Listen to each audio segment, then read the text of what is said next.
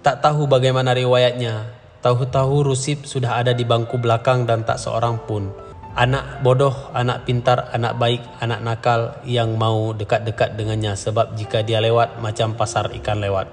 Sudahlah bodoh, dia itu jorok pula.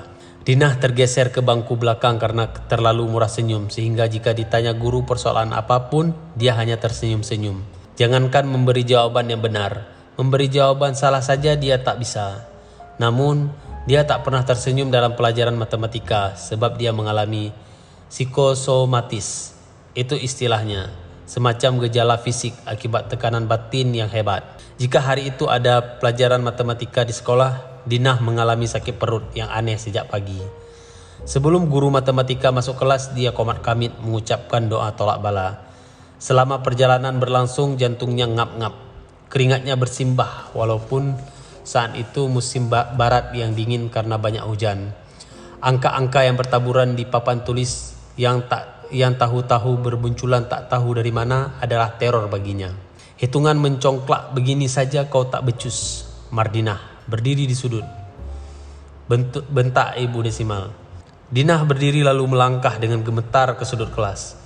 Di sudut itulah dia lebih banyak menghabiskan waktunya selama pelajaran matematika dengan bersimbah keringat. Usai pelajaran matematika, Dinah berulang kali menarik napas lega. Sakit perutnya mendadak sembuh.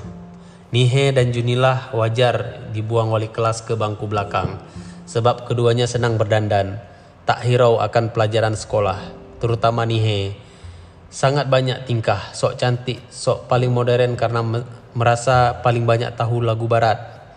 Adapun Junilah, ikut saja kelakuan Nihe. Nihe lah panutan hidupnya. Dalam hal apapun, kemana Nihe bertiup kesanalah Junilah condong. Masalah muncul sebab Nihe itu cenderung sesat. Anak sekolah zaman sekarang ternyata suka berkelompok berdasarkan bagaimana mereka melihat diri mereka sendiri. Dan bagaimana mereka ingin dilihat orang lain. Yang keren, modis, cerdas, dan berbakat macam-macam punya grupnya masing-masing. Yang suka tepuk pramuka bergaul sesama mereka. Yang suka menaikkan bendera juga. Lalu muncul grup baru yang disebut para pembuli. Di sekolah manapun mereka ada dan membuli siapa saja hanya karena dia berbadan besar sedikit atau kecil sedikit atau berbeda sedikit. Apalagi yang tampak sangat aneh macam Salut. Biang pembuli di sekolah itu ada dua geng, yaitu trio Bastardin dengan anggota tetap Jamin dan Tarib, dan duo Boron, yakni kombinasi berbahaya Boron dan Bandar. Mereka kompak, beringas, pembunuh karakter berdarah dingin. Hobi brutal mereka ialah memukuli Salut karena bagi mereka rupa Salut yang aneh itu adalah undangan yang tak tertahankan untuk menjadikannya samsak tinju dan hal itu merupakan hiburan yang tak terkira-kira menyenangkannya. Rupa Salut sendiri memang aneh. Dia masih kecil tetapi rambutnya banyak yang bolos. Alis mangkir, hidung tak hadir, dagu absen. Pipinya macam habis dipukuli khalayak ramai karena maling jemuran. Giginya banyak yang mengalami semacam missing in action. Matanya bulat serupa gundu, mendelik-delik. Maka secara umum wajahnya lucu, namun lucu secara mengerikan. Demikian mengerikan sehingga jiwa wali kelas Ibu Triwulan tertekan setiap kali melihat wajahnya. Diambilnya satu keputusan yang elegan. Salut! Mulai sekarang kau duduk di bangku paling belakang sana. Baiklah Bu, seperti biasa Salut pasrah saja atas keputusan siapapun dalam hidupnya. Kasihan Salut, kemana-mana selalu sendiri, sepanjang waktu selalu kena ejek, kesepian dan ketakutan. Namun di bangku paling belakang itulah Nun di pojok kelas itu, nasib mempertemukannya dengan Tohirin sebagai kawan sebangku. Sebenarnya Tohirin agak gugup setiap melihat muka Salut. Apa boleh buat, lantaran sebangku, mereka berkawan. Salut sendiri gembira karena akhirnya ada juga anak lain yang mau mengawaninya. Walaupun anak itu sering tidak naik kelas, dekat dengan Salut. Tohirin terbawa dibuli trio Bastardin dan duo Buron. Salut gembira lagi sebab lebih baik dipukuli berdua daripada dipukuli sendiri. Di tengah pelajaran matematika yang tak dipahaminya, Salut menulis di bukunya, dalam keadaan apapun berdua lebih baik. Terbaring, lalu mati. Jika kita membayangkan Inspektur Abdul Rojali seperti polisi dalam film-film aksi, gagah, lugas, berwajah tegas, boleh jadi kita kecewa. Sebab Inspektur berkacamata gaya pustakawan dan berwajah jenaka. Jika dia tersenyum, matanya ikut tersenyum. Jika dia tidak tersenyum, matanya tetap tersenyum. Dia percaya diri, luwes, dan berjiwa humor. Maka sesungguhnya nasib menyediakan tempat seandainya dia mau menjadi komedian. Namun nasib juga menyediakan tempat bagi orang seperti inspektur untuk menjadi suami dan ayah yang baik, kawan yang setia, dan aparat negara yang di tangannya hukum menjadi anak emas keadilan. Kepada siapapun, inspektur tak pernah malu mengakui bahwa dia menjadi polisi gara-gara sebuah film. Tahukah kau, Sersan? Siap. Belum tahu, Dan. Dulu cita-citaku banyak, Sersan. Siap, banyak, Dan. Dulu sempat aku mau jadi guru sejarah, montir elektronik, penjaga pintu air, perawat, pembalap, tong setan. Siap, Dan. Mengapa mau jadi guru sejarah, Dan? Sebab aku tak pandai matematika, Sersan. Tapi jangan kau bilang itu pada siapa-siapa ya, terkekeh inspektur. Siap, jangan bilang, Dan.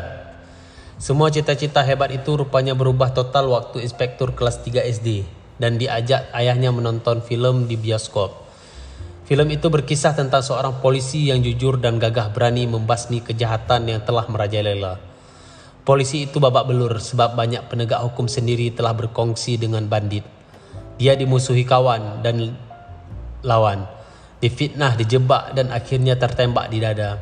Lalu berdarah-darah, lalu gugur. Terisak-isak Abdul Rojali kecil dalam bioskop. Susah payah ayahnya meyakinkannya bahwa itu hanya film, bahwa dalam kenyataannya polisi itu tidak mati. Malah penjahat itu yang masuk penjara dan damailah dunia ini. Sejak nonton film itu, aku tak pernah lagi meralat cita-citaku, Sersan.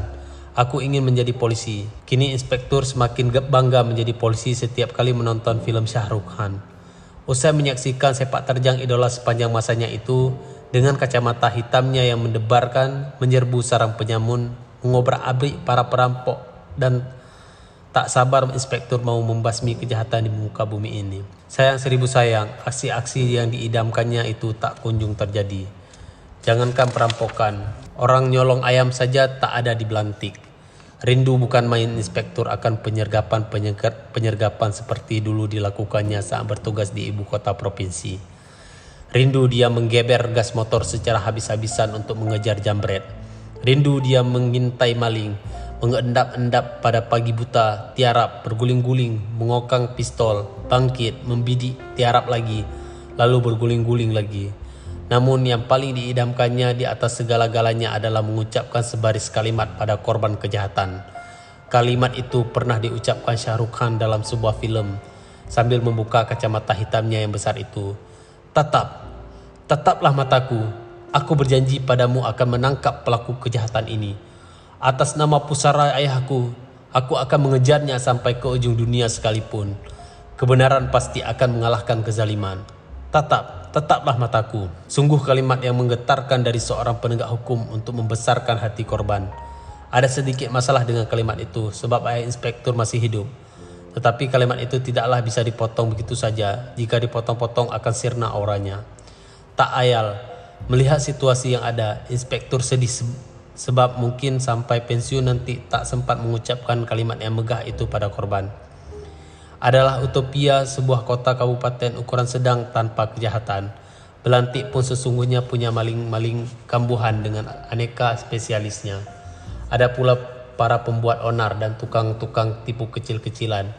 Namun semenjak Inspektur Abdul Rojali ditugaskan di sana, mereka menguap tak tahu kemana. Barangkali karena inspektur asli Belantik, para maling merasa sungkan padanya. Lebih dari itu, dia terkenal tak tercela integritasnya sebab konon tak ada yang lebih ditakuti penjahat selain penegak hukum yang jujur. Sebaliknya, Inspektur Abdul Rojali merasa dilahirkan ke dunia ini memang untuk menjadi polisi.